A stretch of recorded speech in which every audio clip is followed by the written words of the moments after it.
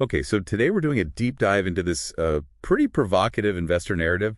They're calling it the Las Vegas thesis. Yeah, and the core argument is, well, pretty blunt. The old way of doing go-to-market, the GTM system we all kind of grew up with, it's basically obsolete now. Obsolete, strong word. Mhm. So what's the root cause they're pointing to? They call it channel contamination. And honestly, just think about LinkedIn or professional social media lately. It's just wall-to-wall noise, right? Spam, distrust. Oh, yeah. Tell me about it. You hit Friday afternoon and your inbox is just, Yeah. yeah, chaos, like they say. Exactly. Chaos. And the direct result of all that noise is something they term dark shopping. B2B buyers are basically retreating. Retreating how? Like just logging off. Well, yeah, but more strategically. They're self-educating, doing all their research completely anonymously. They're avoiding the sales pitches until they're ready. Which means all that expensive intent data we rely on. It goes blind, totally blind. If you can't see them learning, how do you know they're even in the market? Wow.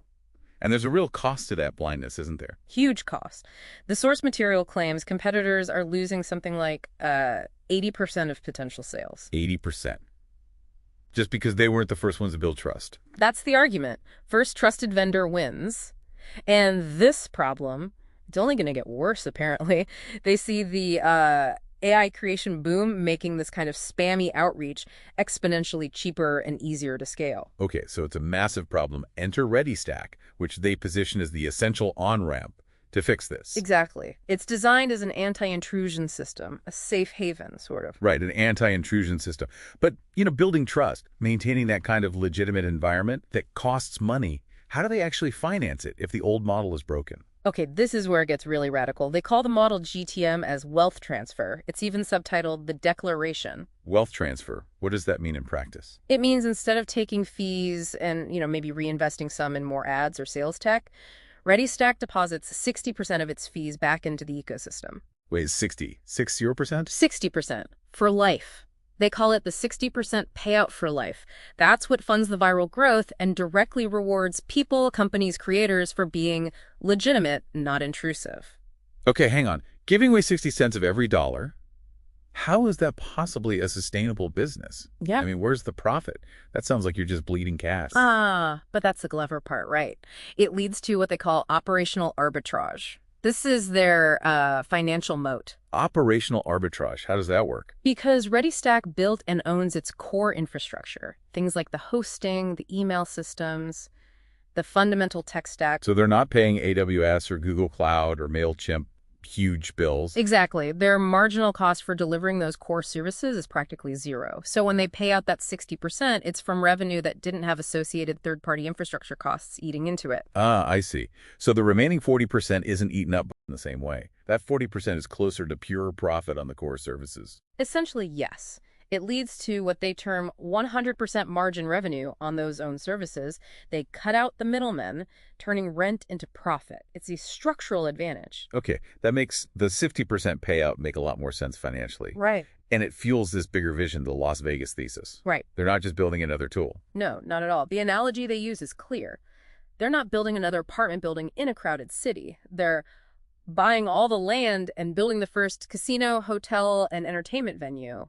Las Vegas. Meaning they want to be the entire ecosystem, the one essential place to be. The singular essential distribution utility, as they put it. But to be Vegas, you need unassailable defenses. Right. What are those defenses? What's the unique tech? They point to proprietary IP. Two key pieces are the journey container and the strategic copilot. Think of the container as like a personalized digital briefcase that holds the entire buyer's research journey, curated and safe. Okay, interesting. And success. Right. It's not just clicks or downloads anymore then. Definitely not. The key metric is something new. The predictive conversion score, or PCS. Predict your conversion score. So if everyone's shopping dark, how does that work? How do you predict conversion anonymously? It's about tracking non-linear activity, the quality of engagement within that journey container. It's not just, did they download the white paper, but maybe how long did they spend on page 7? Did they revisit the pricing comparison chart 3 times? So it's depth over volume, gauging real interest based on behavior patterns, not just form fills. Exactly. It forecasts the likelihood of conversion based on that deeper, often nonlinear interaction. And the defenses go beyond just that specific tech.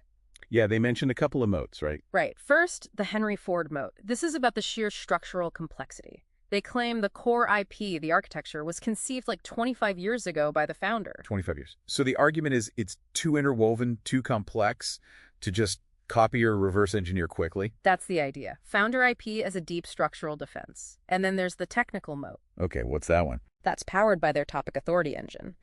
This system basically converts all that genuine, non-intrusive engagement, the antidote to the chaos. Yeah. It converts that into a measurable organic lift factor.